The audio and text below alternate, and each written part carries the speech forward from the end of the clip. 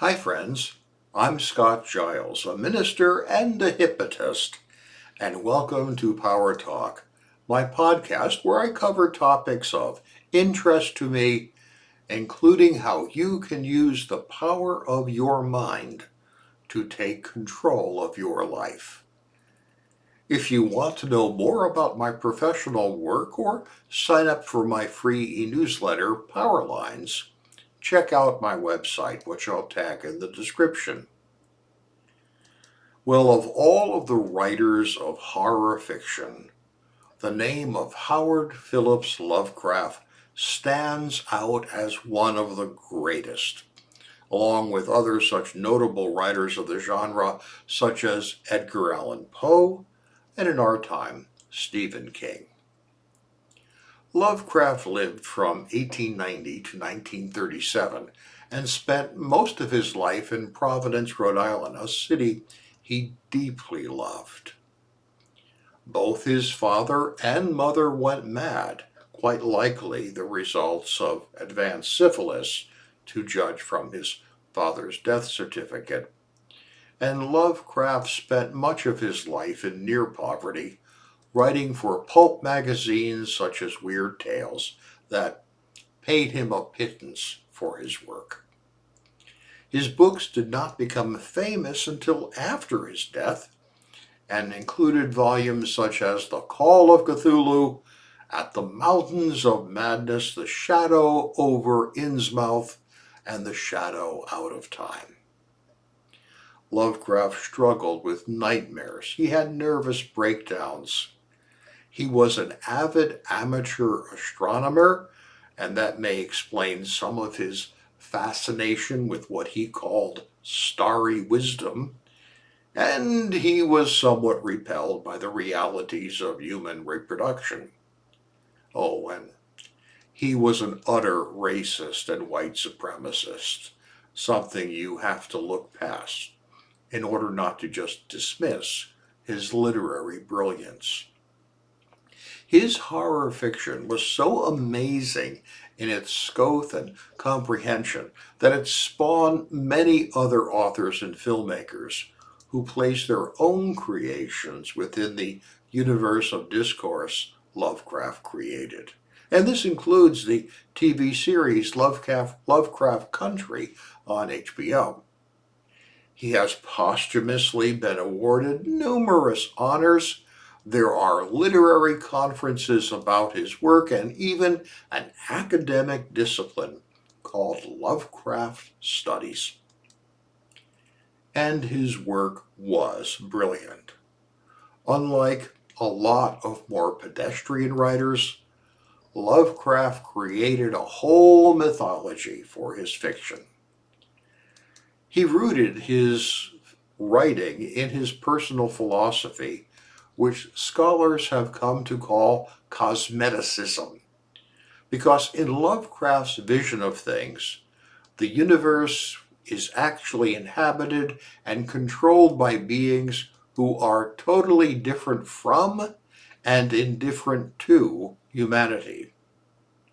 Lovecraft gave names to such creatures as Azathoth, the blind, idiot outer god who lies sleeping at the center of the universe, and should he ever awake, the universe will end.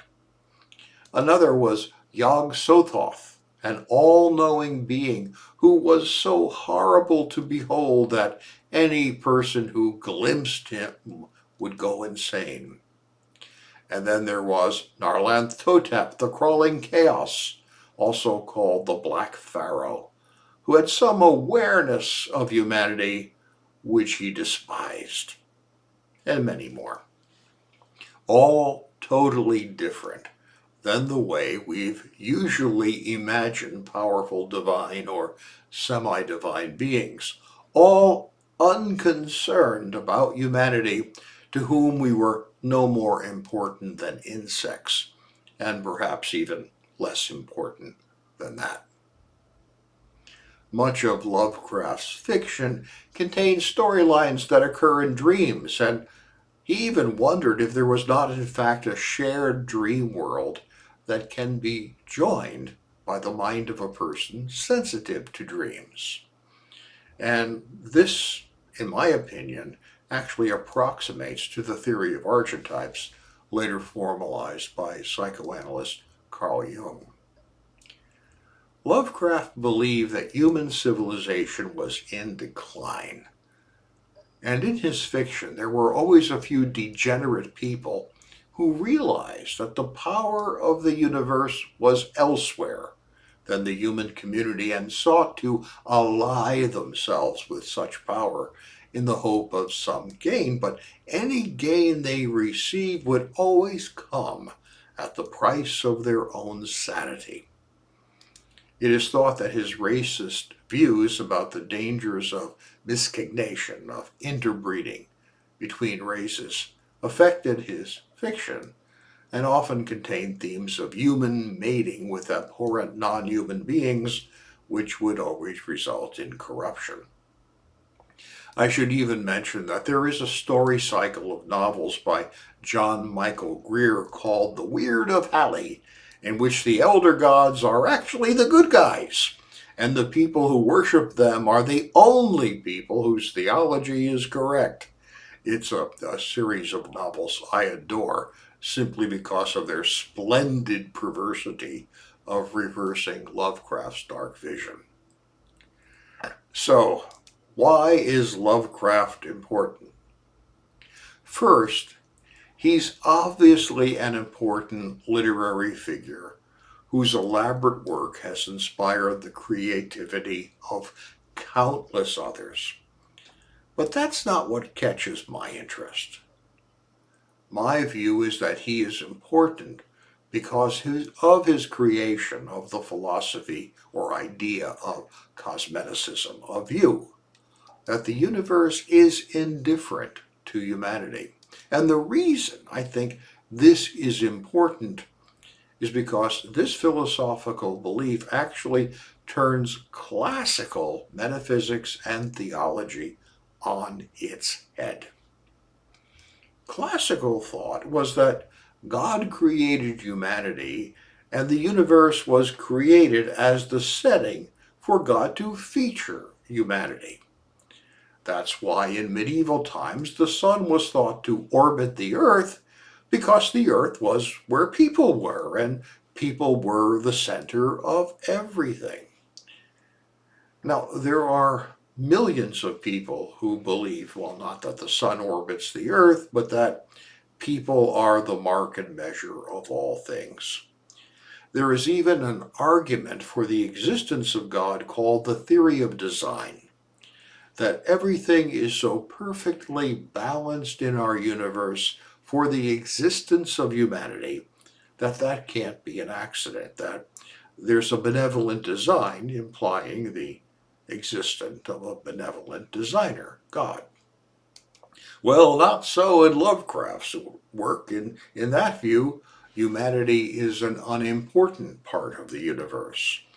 Humanity arose due to impersonal forces of evolution and physics, and will one day pass away just as the dinosaurs passed away, only to be replaced by something else. The universe is so immense that humanity is actually an unimportant and tiny thing, with all the great drama occurring elsewhere in the formation of stars from clouds of noble gases and the spinning of immense galaxies that we can barely imagine. We find comfort only because we fail to appreciate how unimportant we actually are, and religion is just a fairy tale we tell ourselves to keep from noticing how dark and indifferent the universe actually is. Now, please bear in mind that I am a clergyman and therefore a person with an immense respect for humanity and for spirituality. That said, the spirituality that came out of the Middle Ages and the Renaissance, that man, humanity, is the measure of all things, is, in my opinion, profoundly flawed. Worse, when combined with an interpretation of Western scripture that humanity was given some sort of control or dominion over nature, that's given rise to an awful lot of bad stuff. Ecological disaster, indifference to the impact of human technology on the environment, the extinction of whole species by destruction of natural habitats. All of these things result from a belief in the centrality of human beings. People are important, other things are not. The subjugation of indigenous people from Native American to the Australian Aborigines was fueled by the belief that Western culture was somehow the high tide of humanity. In fact, I just read a story in the New York Times about the wholesale sexual and physical abuse that occurred in church-run orphanages and schools in rural areas. And we've heard many other stories about the same thing elsewhere around the world. All of these bad things were powered by the belief that people in power could do what they wanted because they were somehow the best the universe had created. Well, Lovecraft's ideas, I think, are something of an antidote to this conceit. As modern science looks out at space through instruments far more powerful than Lovecraft's boyhood telescope, we see an immense universe that we do not understand. Physicists talk about dark matter and dark energy while admitting they have no idea what they are or if they're even real. There is so much we do not know that I believe our civilization would benefit from a dose of humility and a recognition of limits. I believe the reason Lovecraft has come to have such celebrity is this non-anthropomorphic view that was clearly articulated by him and which instinctively we are coming to appreciate. We humans are only part of the world and not entitled to treat it as if it belonged only to us. Hey, thank you for your time and attention today. I'll be back next week with another talk on a different subject. I'd like to invite you to join me. If you're wondering if I can be of help to you, feel free to reach out through my website for a free, no-obligation screening call, and we'll find out. Have a great week.